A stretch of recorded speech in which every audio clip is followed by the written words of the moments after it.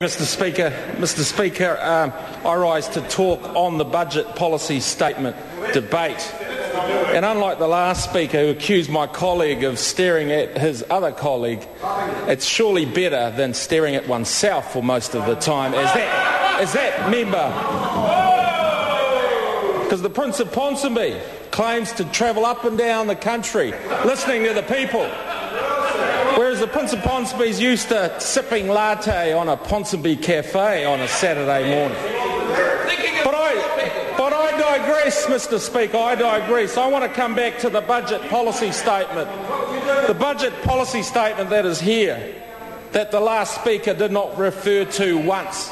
Mr. Speaker, the budget policy statement at its first page of the executive summary says New Zealand is on the road to recovery. It is. It is under this government after what that last Labor government put through a number of policies that have almost destroyed our economy. Mr. Speaker, the budget policy statement confirms that the government's focus in this year, 2010, is getting the economy growing again. It's getting the economy growing again and ensuring that growth is higher and more sustainable in the years to come. And it supports the statement made by the Prime Minister in this very chamber on the 9th of February, where he set out the framework for a significant program of economic and social policies that this government will roll out in the coming years. Mr. Speaker, there's been a lot of comment about what the budget will hold on the 20th of May, and I must admit myself, I don't know what the contents of that budget are, but certainly the debate that has gone on in this chamber around tax and around productivity is healthy.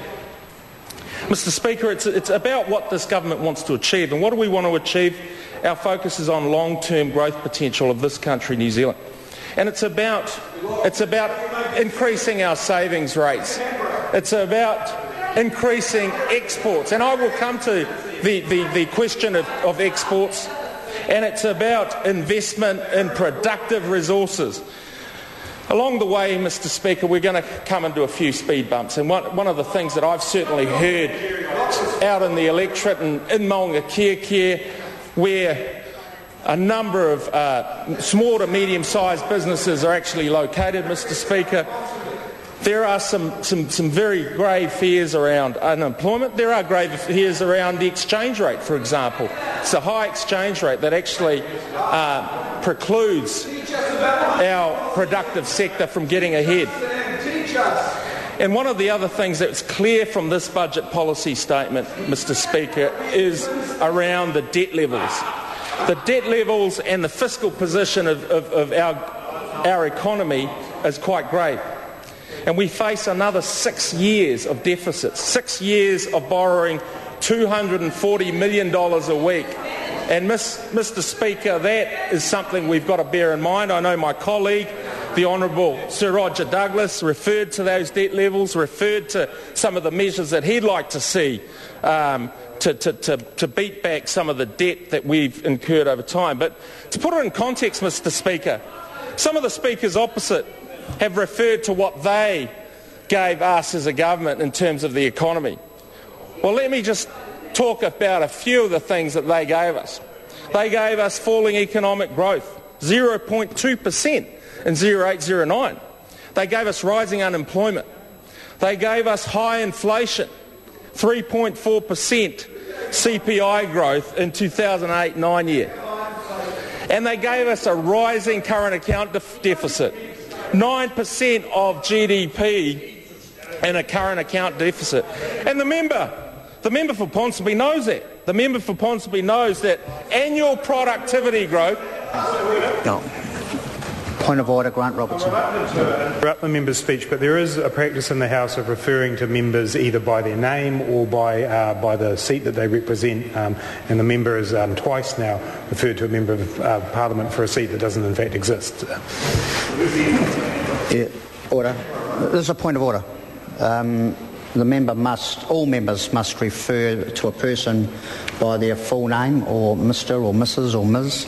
not to use abbreviations, and we don't use the practice here in our parliament of referring to an electorate. Some parliaments do, but we don't. I'll ask the member to continue. Pasera Sam Lotu-Iiga. Mr Robertson knows it.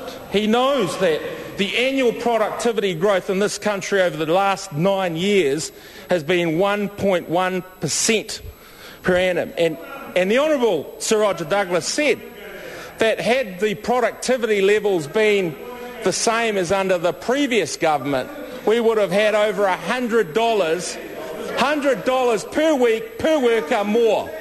So that is quite clear. But, Mr Speaker, the real tragedy here is Mr Henare, here is that the tradable sector of our economy has been in recession for 5 years.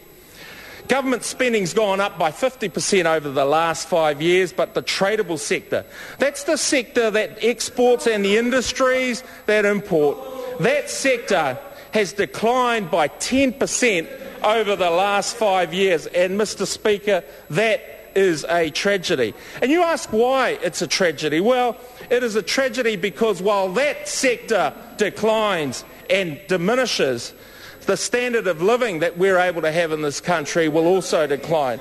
It's a tragedy because if we don't grow the pie that is New Zealand Incorporated, the amount of social services, the quality of social services that member would like to see rolled out diminishes over time.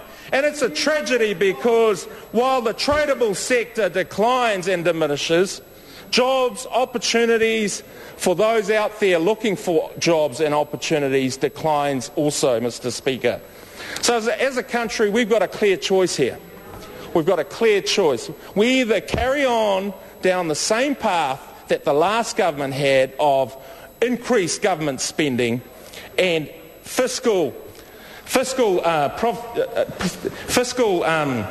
a lack of fiscal restraint, or we can set our sights higher. We can create a country where hard-working Kiwis are able to get ahead and raise their families and look forward to comfortable retirement.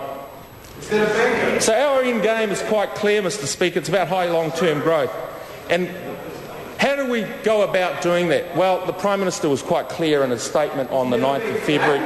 It's about 6 things. It's about investing in productive infrastructure. It's about removing red tape and improving regulation.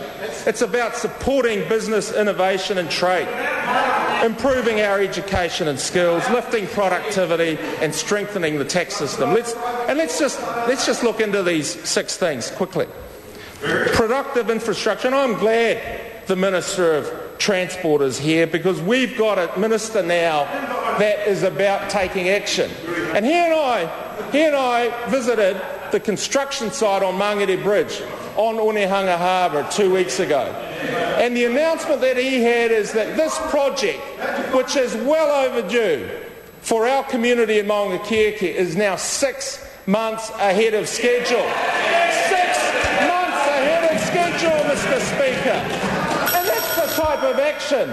That's the type of action that certainly my constituents demand of this government. And he's also rolling out broadband, Mr Speaker, and we've also had announcements on a number of roads of national significance across this country. And we look at supporting trade and business innovation, and we see Mr Grosser, who's negotiated a number of free trade agreements that will benefit this country, that will reduce the barriers to trade, that will increase the access to markets of those firms that I discussed earlier, the exportable, tradable sector. That's the sector that we are trying to assist. And our government is also about improving education and skills. And last week I was with the Honourable Anne Tolley, talking to our parents, talking to our teachers about how national standards will lift the education of our children. And the parents liked it. The parents welcome the fact that the minister was out there listening and talking to the electorate. And it was, Mr. Speaker, a good exchange between the Minister and